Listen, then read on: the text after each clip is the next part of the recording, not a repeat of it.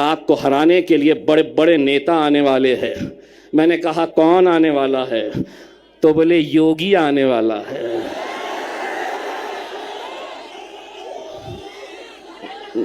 मैं बोला अच्छा टकलो यहां पर भी, लेकिन एक बात याद रखना टकलो, भाषण के बाद कटकट गेट में आके नान खलिया खा के जरूर जाना मेरे भाई, बहुत मजा आएगा। आप हमें गाली दो, हमारे खिलाफ बोलो, हम सुन लेंगे, लेकिन हुजूर के खिलाफ अगर कोई गुस्ताखी करेगा, ईंट का जवाब।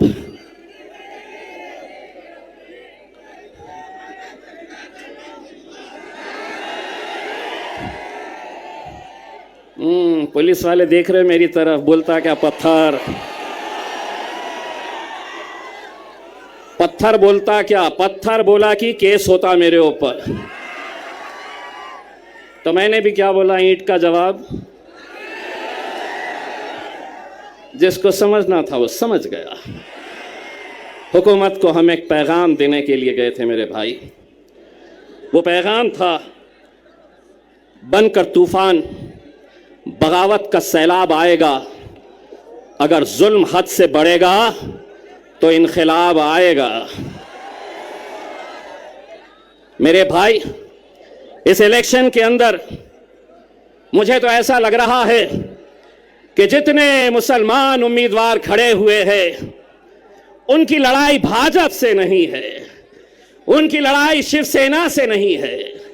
जहां 4 लोग जमा हो गए, वहां बस इम्तियाज जलील, सिर्फ इसी का चर्चा। लेकिन हमारा मुकाबला भारतीय जनता पार्टी से है।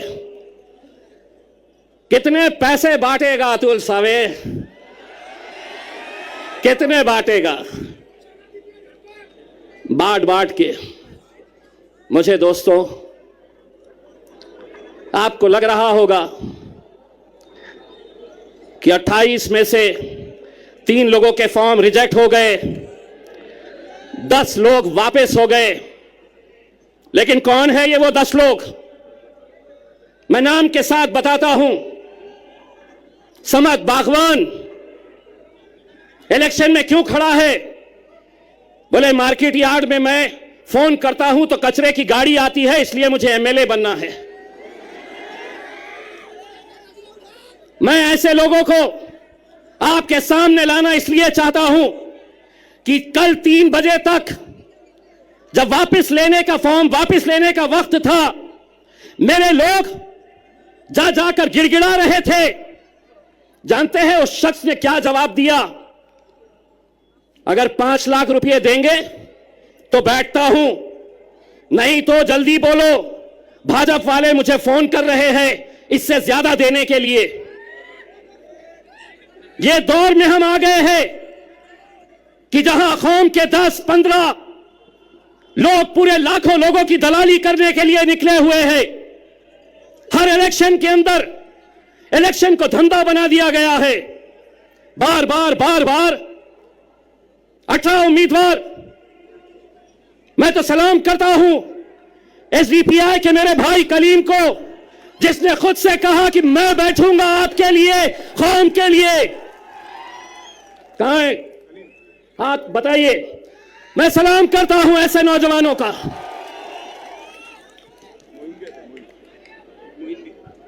मोइन साहब भी है वेलफेयर पार्टी के, जो खुद से बैठ गए। इम्तियाज जलील, जो खराब हो रहा है, मैं तो पत्थर हो गया हूं।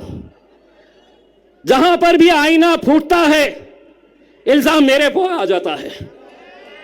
इम्तियाज जलील वहां इतने सीट क्यों खड़े करा, यहां इतने कम क्यों खड़े करा?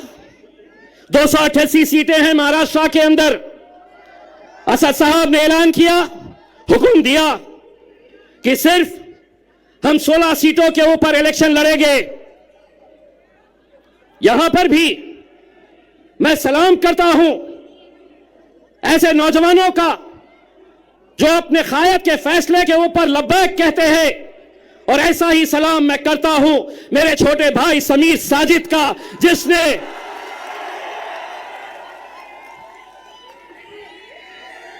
हां, समीर साजिद भी नाराज हुआ, उसे भी थोड़ा गुस्सा आया।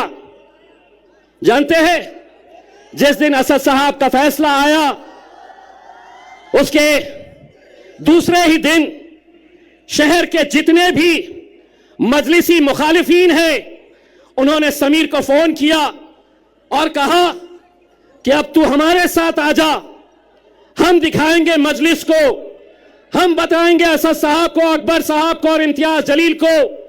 लेकिन ये नौजवान लड़के ने कहा कि मैं पहले भी मजलिस में था, आज भी मजलिस में हूं और कल भी मजलिस में रहूंगा।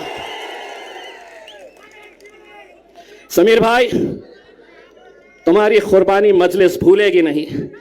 इलेक्शन जिस दिन खत्म होगा इंशाल्लाह दूसरे ही दिन तुम्हें महाराष्ट्र की एक बड़ी जिम्मेदारी दी जाएगी इंशाल्लाह। मेरे भाइयों, कुछ उम्मीदवार आप देख रहे होंगे टिकट नहीं दिए,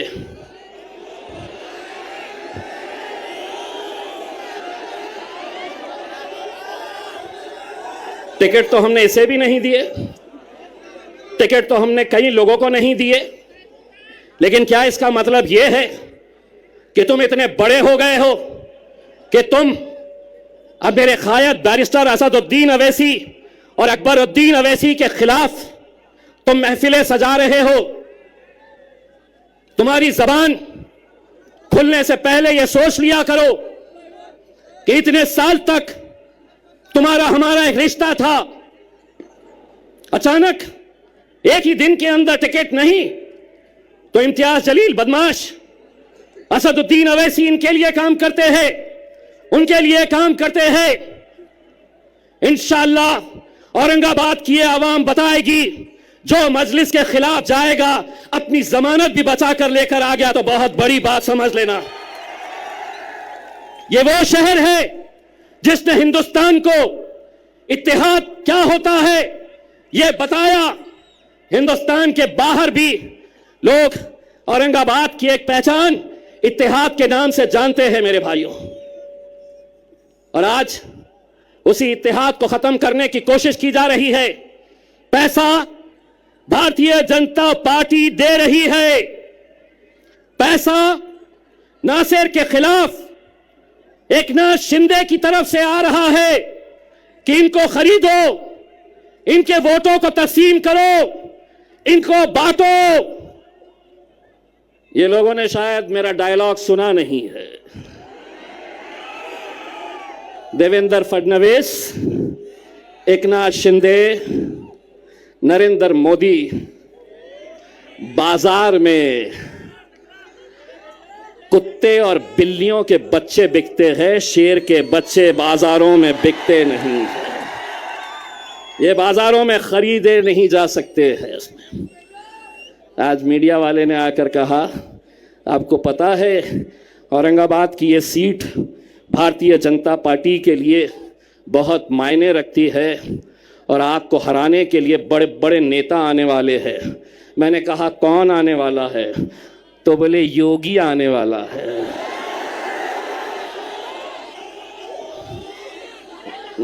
मैं बोला अच्छा टकलो यहां पर भी। लेकिन एक बात याद रखना टकलो, भाषण के बाद कटकट गेट में आके नान खलिया खा के जरूर जाना मेरे भाई, बहुत मजा आएगा। और योगी पे क्यों खत्म, लाओ जिसको लाना है।